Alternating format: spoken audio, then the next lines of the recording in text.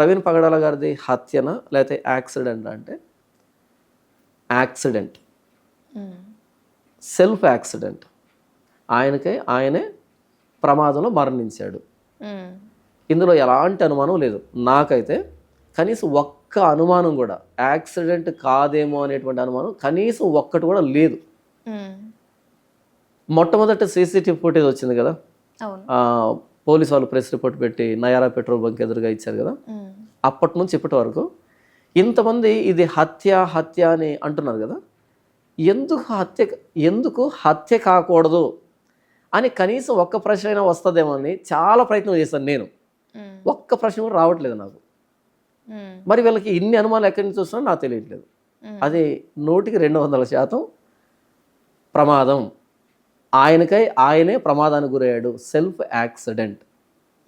అది హత్య కాదు, అందులో ఏ కుట్ర కోణం లేదు.